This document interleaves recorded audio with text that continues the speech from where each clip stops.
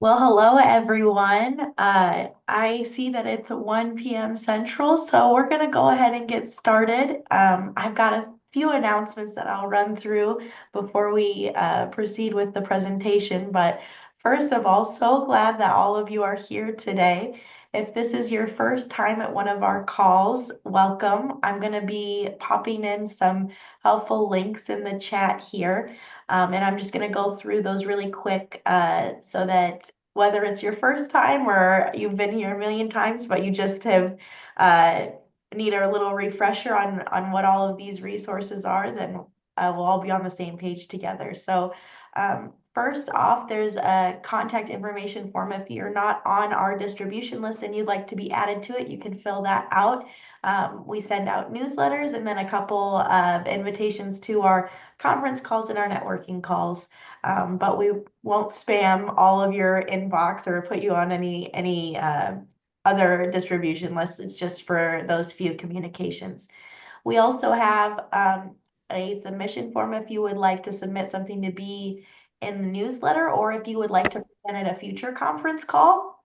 I'm always looking for people to present at these calls, to write articles for the newsletter, or to be interviewed for the newsletter. So if you have news that you'd like to share with everybody, but you're like, I don't have time to write, or writing's just not your favorite thing, you and I can sit down together for about 15 minutes or so, and you can tell me kind of the things that you've been working on in your state or in your agency, and I can write it up and put it in the newsletter.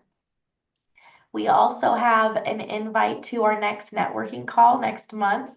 An invite will be going out for that shortly because it is coming up real quick for the month of December.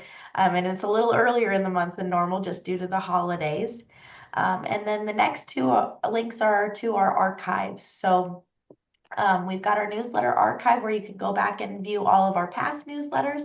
And we also have a link to the conference call archive. So if you have missed one of our previous calls or if you want a refresher on something that you attended and you wanted to go back and watch that, those are all posted online so that you can view them.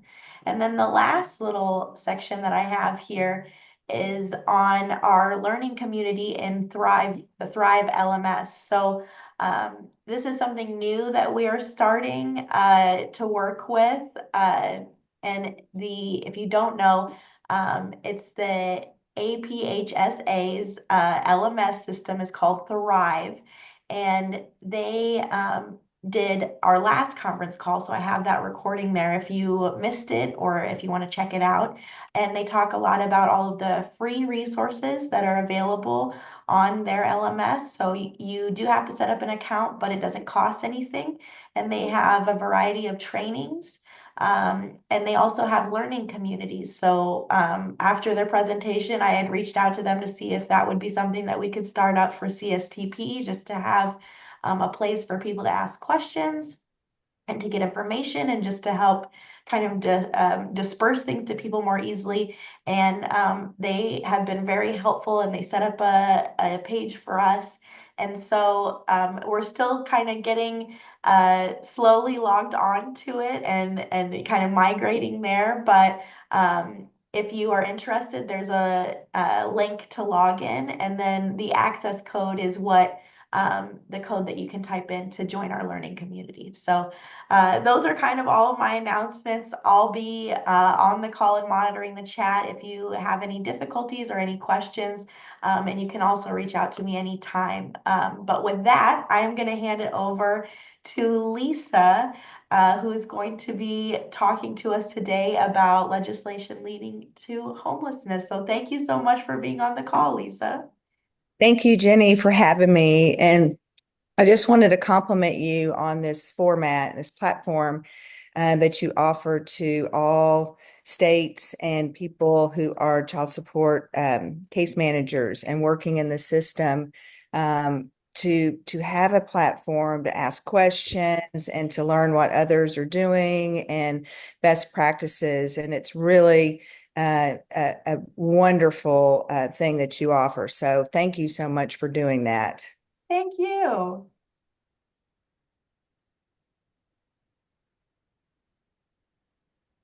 So Um, I run a nonprofit called Fighting Homelessness in Dallas, Texas. And I had a bill in 2023, and we're working on legislation again for 25 in our state of Texas, because we have the highest uh, arrears debt in the nation.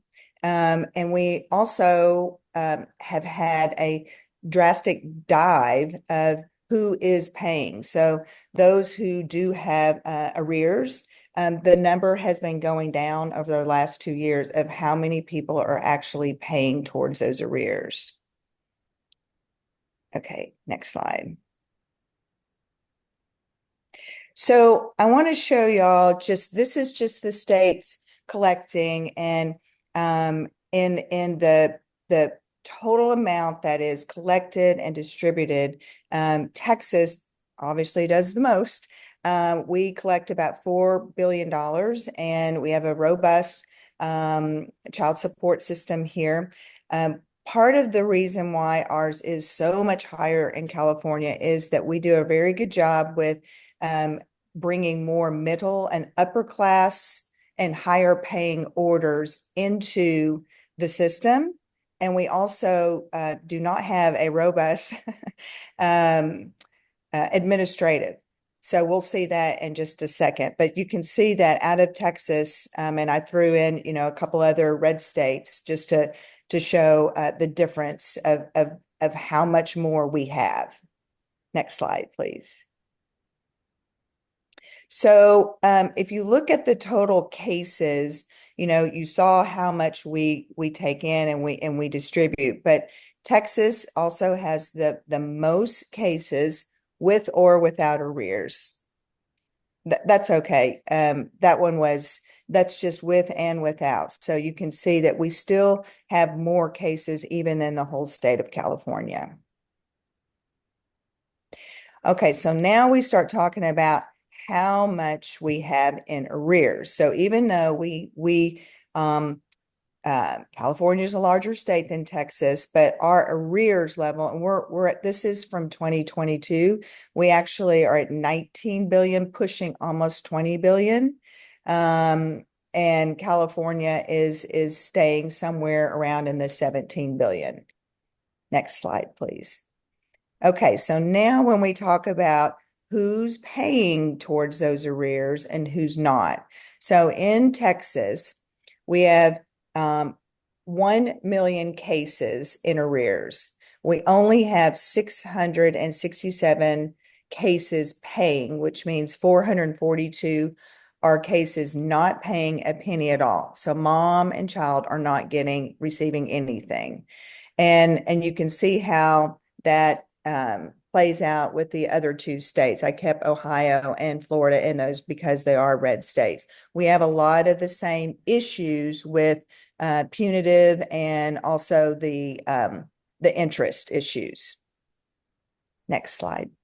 Okay, so when I told you that we have the highest federal incentive, so I know that most of y'all realize that every year your state produces a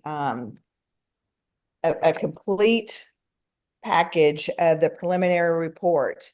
This is based on everything that you do, paternity cases, all of that, and how you receive your incentive dollars. So Texas receives the most, I mean, an abundance way over California. So you would think that, okay, if we have all of this money, why aren't we pouring more of it into case management, trying to get more people paying towards their orders? So, I mean, we're more than double, almost more than double of California. Next slide, please. And this is part of that reason. So the state of Florida actually has more case managers than the state of Texas. And you think about how large the state of Texas is. We have 254 counties. So, for example, in 2023, we had a bill that finally passed that gave the Attorney General, that's who is over our child support system here in the state of Texas, the ability to modify orders. So they kind of skirted around the traditional of the court system being the ones that are able to modify those orders.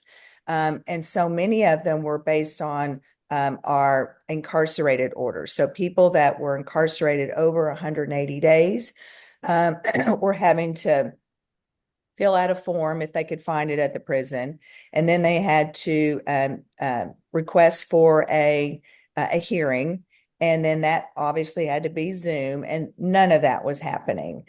And so the cases were getting higher and higher and higher of who had arrears, and our arrears was increasing. And so they passed Senate Bill 870 in 2023 that now allows the Attorney General to go in and do that. But we were only able to roll that new piece of legislation out to 3 of the 254 counties because we just are so understaffed. So you look at how many case managers they have in California. Ohio has more than us. Florida has more than us. And a lot of our work was done more with outside contractors. And you know that the federal government has now came in and said, no, no more of that. So our Attorney General actually sued the IRS and the Treasury Department because of the new legislation not allowing them to use outside contractors. Next slide. And this is an example of how our Attorney General has sued the federal government because of that. So when I had a bill in 2023, my bill was to give incarcerated non-custodial parents a forbearance, a 6-month forbearance. Didn't mean that they were not going to have that tacked on to the end, but they would have been able to be released from incarceration, have 6 months to get back on their feet, get a driver's license, get a income, and get a order based on realistic ability to pay. And our interest in the state of Texas is 6%. The bill that we're really trying to get pushed this year is to drop from 6% to 3%. We were at 12% back in 2003. We dropped it in 2005 to 6% compound interest. And so now, I'm sorry, simple interest. We had 10 compound, we switched to 12, then we dropped to 6, and now we're trying to drop from 6 to 3 in this legislation.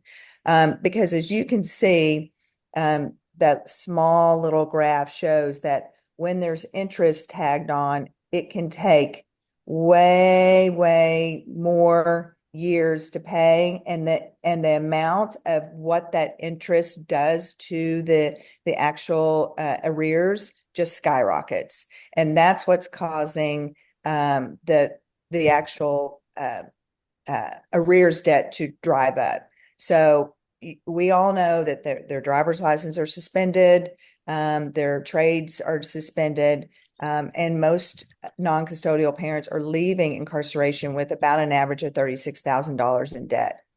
So, and when the punitive comes in, so each state has different regulations, and we know from Bradley, that's what Bradley bill said in 1986. You states get to formulate your own how you are going to enforce payment, and jail, docking the pay, and putting the interest on the pay, taking the driver's license or trade license.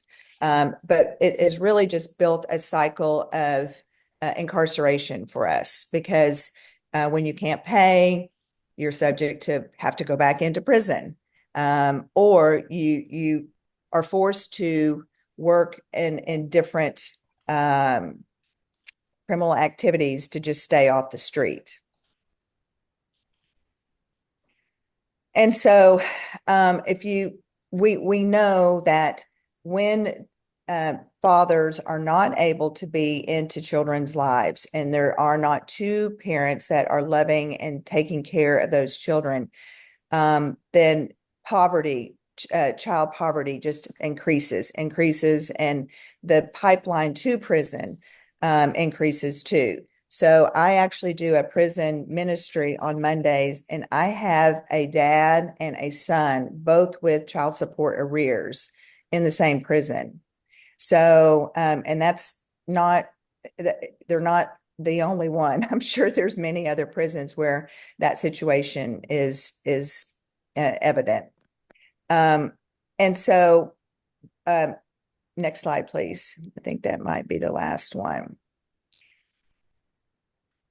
Is that the last one? Yes. So, Jenny, what I wanted to do is I wanted to thank you for allowing me to show this. I know that this is probably one of those elephants in the room, that child support, when uh, case managers get into this industry, they have the best heart and they want to do right for the child.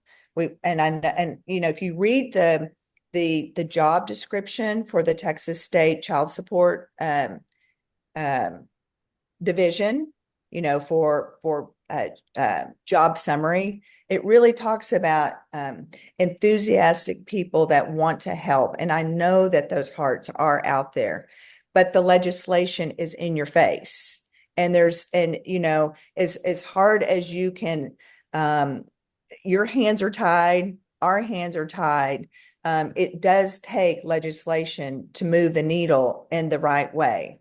And so I'm very grateful for this platform to be able to speak to y'all. And I would love to hear any Q&A or any other states that they know that this is an issue with you as well.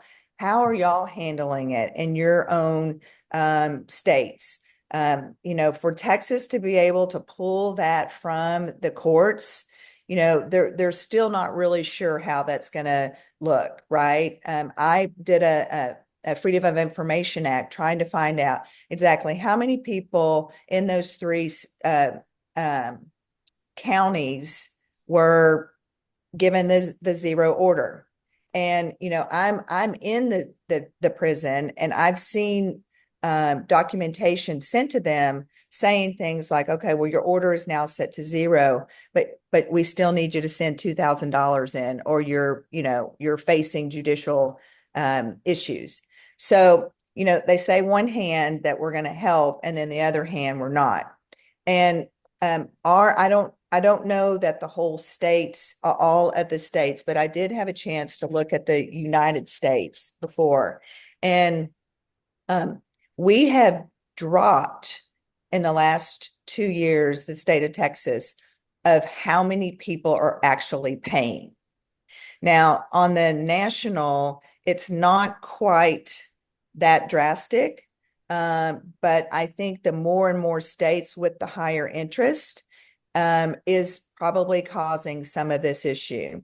I did find a professor at the University of Wisconsin that did a 3-year study, and he found in that study, it did show that if the interest rate is lowered, that it would increase the incentive for non-custodial parents to pay. And each year it actually increases a little bit more, that their orders are moving forward. So I'd love to hear, you know, what's going on in other states. And Jenny, if after I'm happy to put my information in the chat, so that if offline anyone wants to discuss this or get behind this change. So I am looking also to work a federal legislation change. So we presented this to Health and Human Service as maybe a administrative change. We looked at this as very similar to the student loan issue. So if you all remember, Biden tried to get all student loans forgiven, but he was able to get a good amount of student loans that had a very specific date. Your loan had to have been from 20 years prior. You had to have had a university that was, in foul play, that you had made all kinds of concessions to try to pay. Things had occurred through that, and it had messed up your credit and messed up your ability to move forward. And so that population got a reprieve.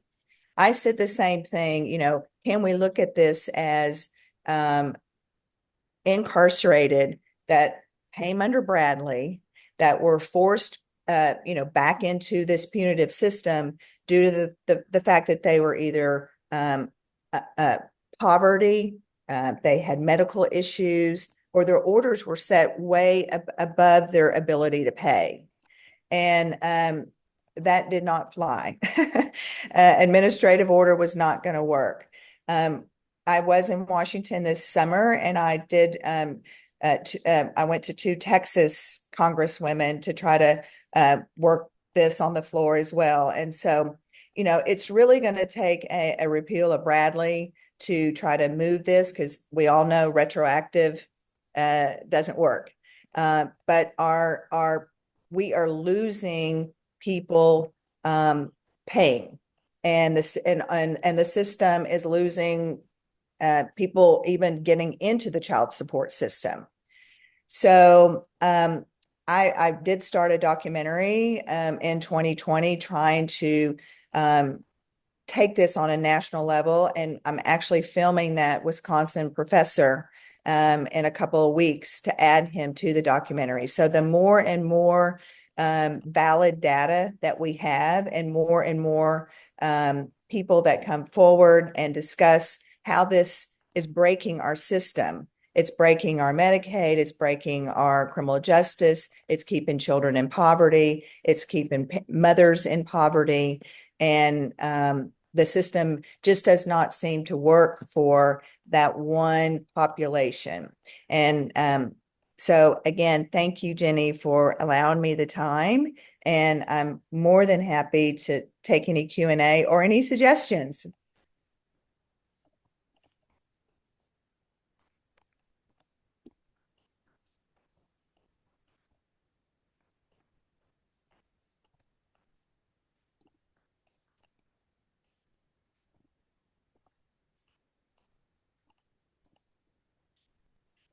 And I did just put my email in the chat.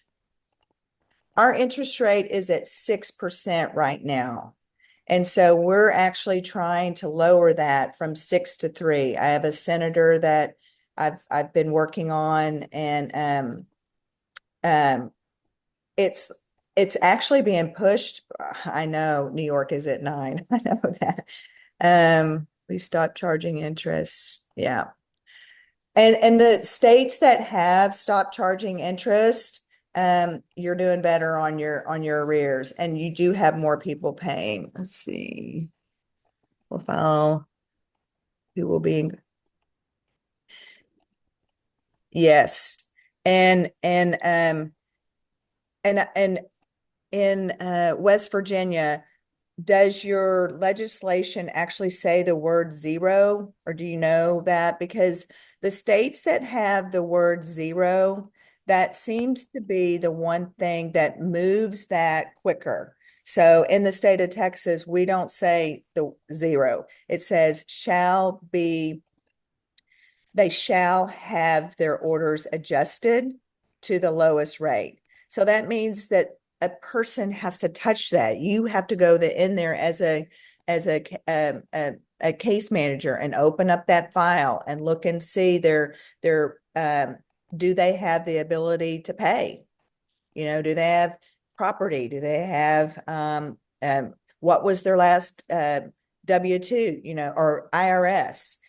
If it says flat zero, then everyone that starts at the court, when the gravel goes down, that's when that box is checked, and it goes to that either Health and Human Service or the AG or whoever is handling the child support.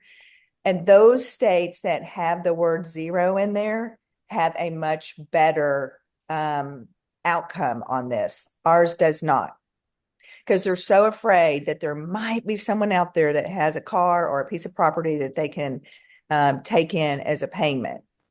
And if we just had it follow from court, now you know whether you're going to county, federal, or state prison, and it's automatically with the child support system, but that is not the case here.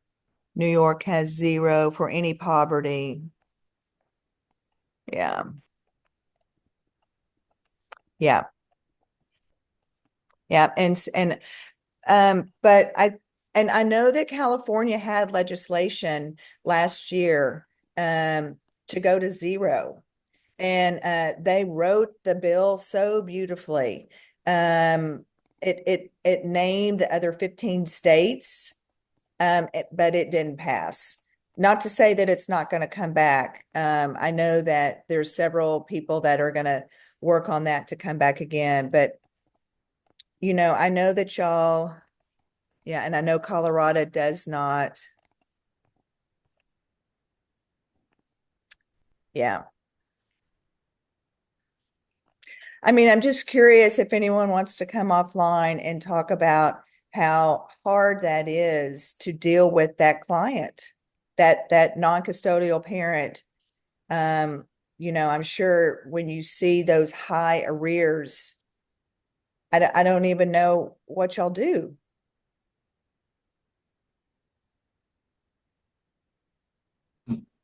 Lisa, I'll speak about it. So, I mentioned in one of our meetings in Iowa, we don't charge interest, but we do collect it on out of state orders. If that state says that there's interest due, and it is a heavy burden on the payor and the case manager, because oftentimes, and I've had limited dealings with out of state orders, but I am familiar with them.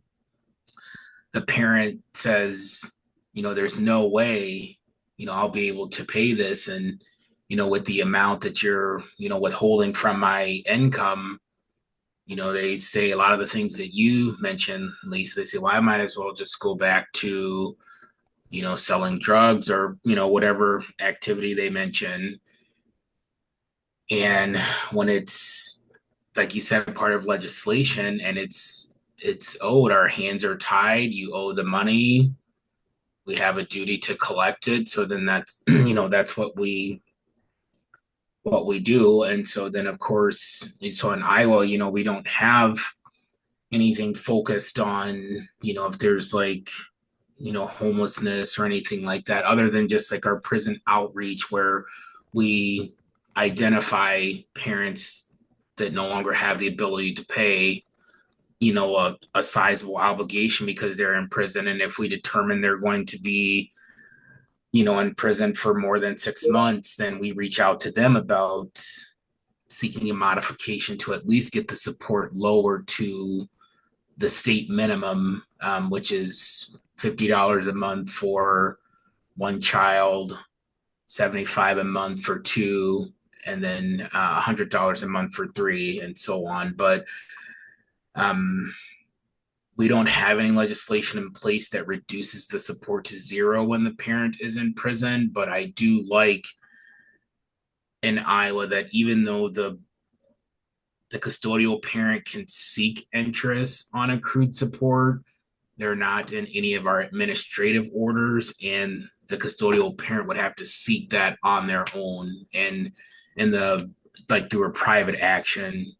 And in the almost 10 years I've seen that I've been in child support, you just don't see those in Iowa orders. Even in private orders, you may see, a judge grant like accrued support for, maybe a 3 or 6 month time period where they were going through like temporary proceedings or something like that. But we just don't have orders where a parent is saddled with these crazy interest amounts I mean, we have some out of state orders that the accrued interest is more than like the actual support that's owed. So, I mean, I think the initiative that you're taking, Lisa, it'll be the route that you have to go. Is it has to be a legislative change, and then it has to actually be, action has to be put in place by the agency. But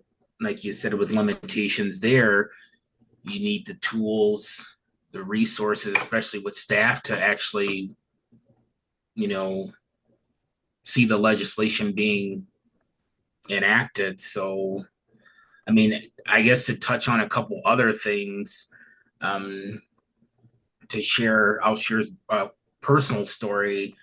So, growing up as a child for a period of time, I was homeless. And so that's kind of, had a profound effect on me. And speaking with for a while, I didn't have a personal relationship with my biological father, and we do now. And he was paying support, for years. I mean, even after I, had my own child, and it was an Illinois order, accrued interest, and it just I had moved on in my life, and I'm not one to say that payees aren't entitled to support for the children, but a lot of those questions Lisa asked is the intent behind the support, is that purpose actually being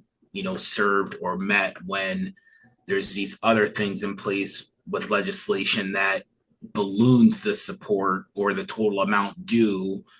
um, and I know every state kind of does their own thing with that, but I mean, Lisa, the numbers that you showed, I mean, there's the amount of support being collected is decreasing, and even to some extent, in Iowa, but not because of a huge ballooning, interest or accrued support. So, I mean, I'll help in any way that I can if you want to talk, to me off camera or anything like that. So, yeah, that's my input on it. Well, thank you. I do appreciate that. And I think the one thing that I don't have in my documentary yet are the voices of the people that are working in the system. And I know it's really touch and go. And here's the weird thing, like that professor that I was mentioning, because he works for a state school, University of Wisconsin, he cannot speak on behalf of legislation in his state because his school is competitive with the funding, right?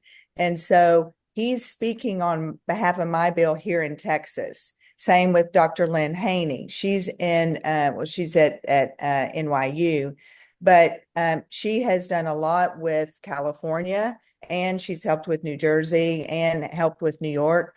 So, if I know that I'm the only way that, to either find someone who had worked in the child support system that knows how hard this situation is, and get their voice, because I have the voice and the data of the people who are producing the raw numbers of why this has got to change, right? I mean, we're almost 40 years with Bradley, almost 40 years. And we're not going anywhere the other way. $115 billion in the United States. I mean, it's crazy. And the numbers are not increasing of who wants to be in the program, because everyone's got wind. Hey, if you get behind, it could kill you. It really could. I mean, it could make you to the point where you are homeless. So, it's not an equal playing field. And when it started going awry, that's when something should have happened. And there were all kinds of academic scholars that were writing on this in the 90s, 2000s, but that was also when the prison population was going up high, high, high. So, we had two trains that were going at the same time. Prison population was increasing, and this was just going, it was not for what its intention was supposed to be. It was for, deadbeat dads. It has gone after dead broke dads and created this world of homelessness. I have several men in my documentary that have been homeless because of this issue. And the amount of money that the taxpayers pay to keep them off the streets is unbelievable. So, we know that, they have to have a housing voucher and SSI and Medicaid and everything else. So, and then their relationship with their children is severed. That's the other thing. We have children out there that, you know, don't have a relationship with their dad. We've taken dignity out of this too, out of the dads that are trying. They just don't have the resources. Okay, Bradley is the 1986 Bradley bill was what came in and gave the states that they came in and said, we're not going to have this. We're going to make enforcement. We're going to have the states choose how they're going to enforce, but we're going to give you these tools. And when you build your child support system, we will give you money. So that's that incentive that I was talking about. So we have the highest incentive in the United States, and we have had for quite some time. We surpassed California back in the early not 2000s. So and that shouldn't be. I mean, you think of the state of California, how many more people they have than us. Yes, we're spread out and we're rural, but we have more counties. We have plenty of people, and we're just making sure that we're getting more and more of the middle and upper class and higher paying orders. Okay. Yes. Lisa, you can ask Jenny. She'll vouch for me. I'll be a voice for you. I'll help wherever I can. So we can we can talk about that, afterwards. That'd be great. Thank you. I appreciate that. I really do. And thank you so much, Jenny, for allowing me this time. I really do appreciate it. I sit on this call and I write down questions and I hear y'all's, I think there was a couple of sessions a couple of times back when y'all are all talking about being on the DOS system still. I mean, Texas is too. We're undergoing a system update right now. But the green screen is alive and well here too in Texas.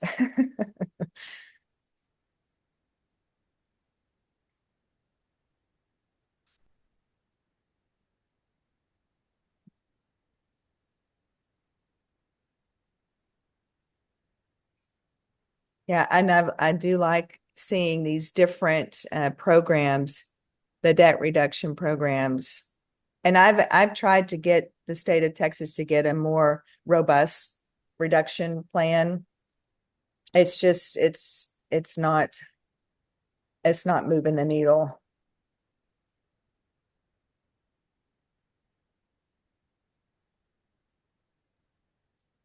Can you hear me?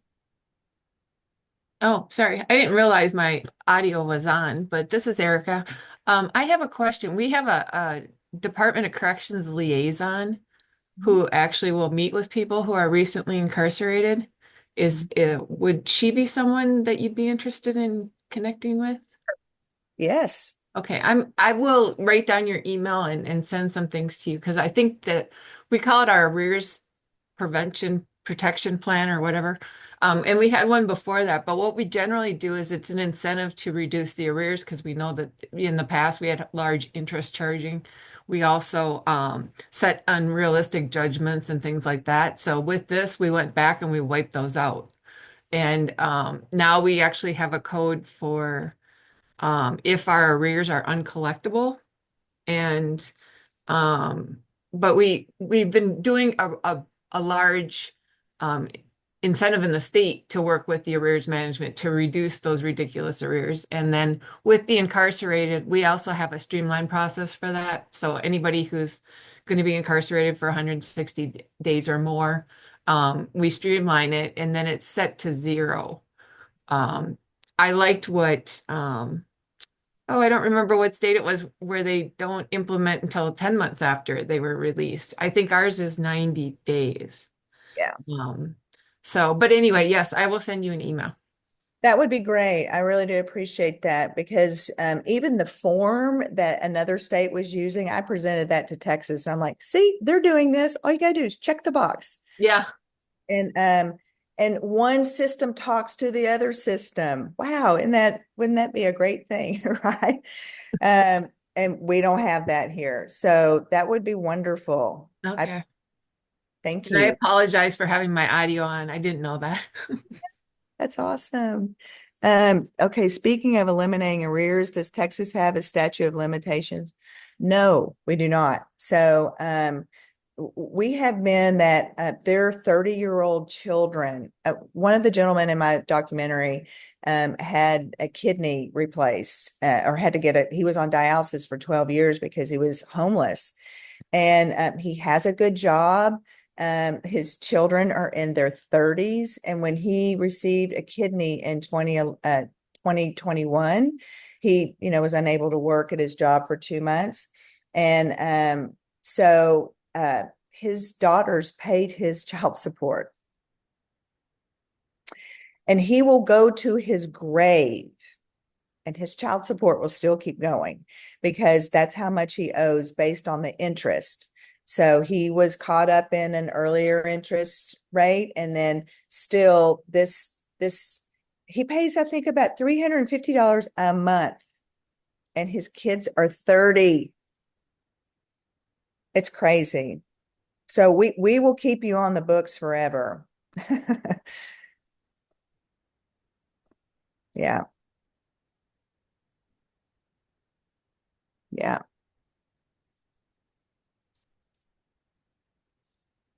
Well, thank you, Jenny, again for opening up some great questions, and I see other states have some really wonderful programs.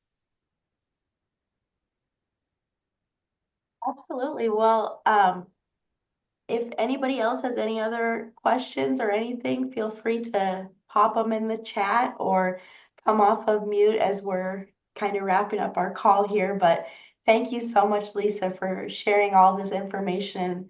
I will be sure to provide those slides and those in your email to folks after the call today so that if anybody would like to review that, also our call recording will be shared as well so that if you do want to go through anything and review that, you'll be able to do so.